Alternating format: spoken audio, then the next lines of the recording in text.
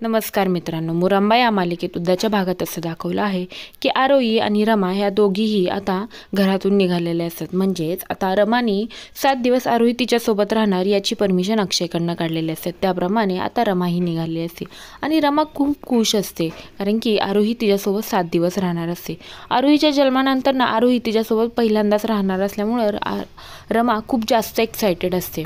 तेव्हा ती तिला मध्ये खायला प्यायला देते, पण गाडीत पाणी नसतं. त्यावेळेस अचानक आरोहीला ठसका लागतो. ठसका लागल्यानंतर ना आरोही म्हणते की ड्रायव्हर काका पाणी आहे का? तेव्हा ती म्हणते नाही. मध्येच ती गाडी थांबवते आणि पाणी घेण्यासाठी उतरते आणि त्या स्टॉलवाल्या काकांना म्हणते, काका प्लीज पाणी असेल तर मला देता का?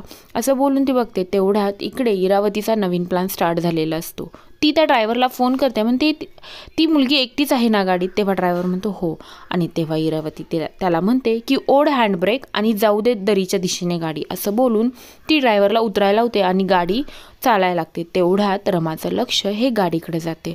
बघते तर काय, गाडी बंद असते आणि आत आरोही आई आई वाचव अशी ओरडत असते आणि गाडी ही आता दरीच्या दिशेने चाललेली असते. आता खरंच आरोहीच्या जीवाला काय होईल का आणि रमा तिला वाचवेल का? आणि या सगळ्या मागे ही इरावतीच आहे हे रमाला कळेल. तेव्हा रमा काय करेल हे पाहण्यासाठी विसरू नका मुरंबा, आणि अशाच अपडेटसाठी माझ्या चॅनलला लवकरात लवकर सबस्क्राईब करा. धन्यवाद.